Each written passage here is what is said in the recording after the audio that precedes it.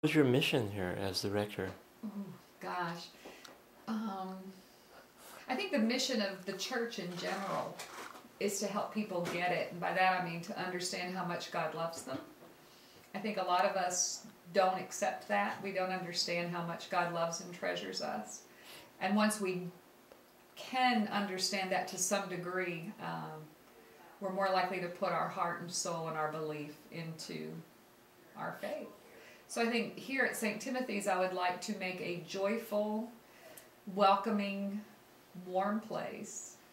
And I have great material to work with here. And to help people understand that God loves them and calls them to make the kingdom of heaven on earth now. Our purpose in life isn't to get into heaven down the road, but to make the kingdom of heaven real and work for justice and kindness and to help people know that they are loved by God. So what does the church do to reach out to people? Well, there's different ways to look at that.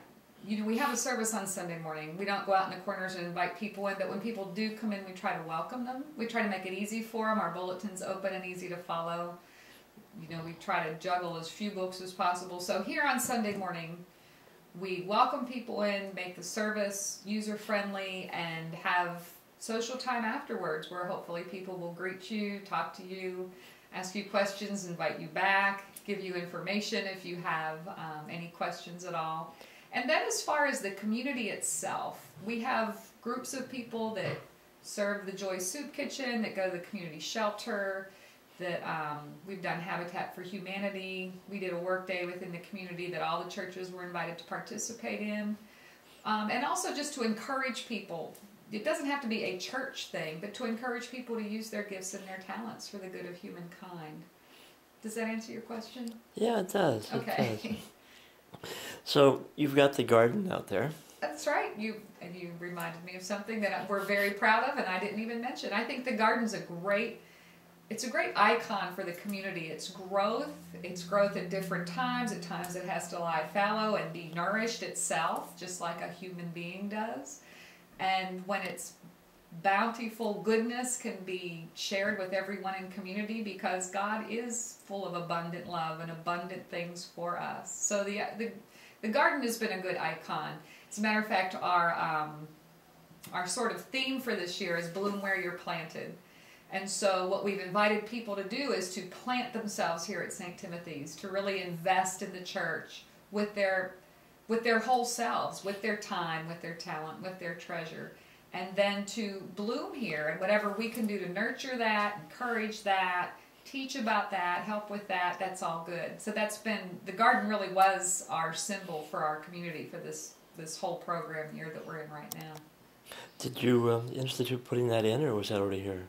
What was that? The garden. No, we just started that. I read about it in the News and Observer, and it just looked like a good idea. And if you're sitting on 6 acres, and that particular piece of land was just there, it was just grass, so why not put it to work? And we were actually lucky enough to have a person in the congregation who knows all about gardens and agriculture and timing and all of this stuff. So Chuck Whitney was just a gift, and he loves it. He's excited about it. We also planted all the fruit trees. There's just little tiny fruit trees out there, but someday there'll be a whole grove.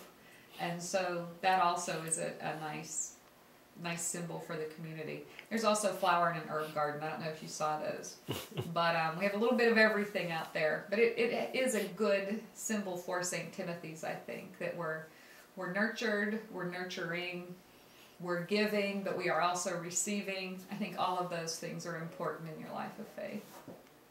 So what do you really like about St. Timothy's? What has really stirred you and helped you in your growth as a pastor? Their goodness and their kindness, their openness.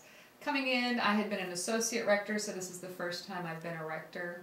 And you know, I'm really the only clergy person here. I'm the only full-time person within the congregation. But people step up. People are so talented. They have such great ideas. They're so willing to give of their time that it's just really a blessing. So I just find the people energizing, and the raw material we have to work with is wonderful. And people surprise you. They always surprise you. And that's the good thing. I think God always surprises us. And so working through people like that, it just makes St. Tim's a wonderful place.